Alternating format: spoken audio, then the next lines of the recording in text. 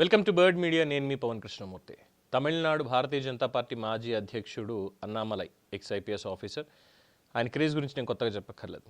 So నిన్న రాజీనామా చేస్తున్నారు, ఆల్రెడీ 5 పేజీల లేఖని భారతీయ జనతా పార్టీ జాతీయ అధ్యక్షుడు నితిన్ నబీన్కి అందజేశారు. అందులో మొత్తం తమిళనాట జరుగుతున్నటువంటి ప్రచారం కావచ్చు, లేదంటే భారతీయ జనతా పార్టీ ఎదుగుదలకి అడ్డంకులు కావచ్చు, అన్నాడీఎంకేతో ఉన్నటువంటి విభేదాలు కావచ్చు, ఇవన్నీ కూడా మెన్షన్ చేశారు అన్నటువంటిది ఒకటి ఎస్టాబ్లిష్ అయింది. ఆఫ్టర్ దట్ సరికొత్తగా రాజకీయ పార్టీ పెట్టబోతున్నారు, పెట్టి అక్కడ ఉప ఎన్నికల్లో పాల్గొనబోతున్నారు అన్నటువంటి ప్రచారం కూడా జరిగింది.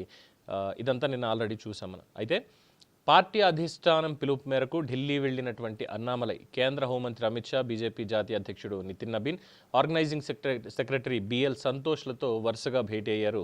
రాష్ట్రంలో చేపట్టాలి అనుకున్న కొత్త యాత్ర గురించి, దానికి పార్టీలోనే కొందరు స్థానిక నేతలు, మిత్రపక్షాల నుంచి ఎదురవుతున్నటువంటి ఇబ్బందులను కూడా అమిత్ షాకి చెప్పినట్టుగా తెలుస్తోంది.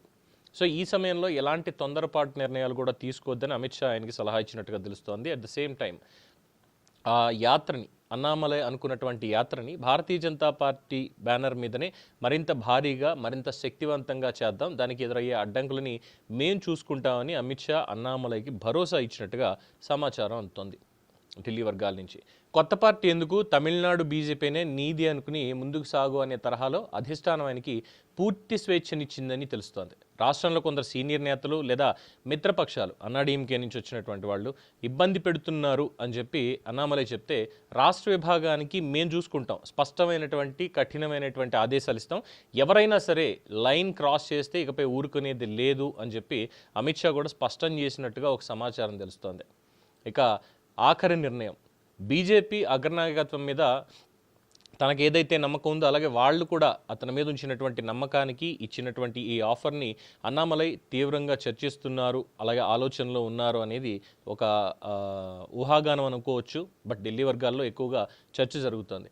ఢిల్లీ వెళ్ళక ముందే ఆయన రాజకీయ అడుగు మీద ఒక స్పష్టమైనటువంటి నిర్ణయంతో ఉన్నప్పటికీ అమిత్ షా చూపించినటువంటి చొరవ, ఇచ్చినటువంటి భరోసా, ఈ నిర్ణయాన్ని ప్రస్తుతానికి వాయిదా వేసుకున్నట్లుగా కూడా తెలుస్తోంది. అట్ ద సేమ్ టైం ప్రధాని నరేంద్ర మోడీతో కూడా ప్రత్యేకంగా సమావేశం కాబోతున్నటువంటి అన్నామలై మోడీతో భేటీ తర్వాతే భవిష్యత్ కార్యాచరణని అధికారికంగా ప్రకటించే అవకాశం ఉంది అని చెప్పి అంటున్నారు.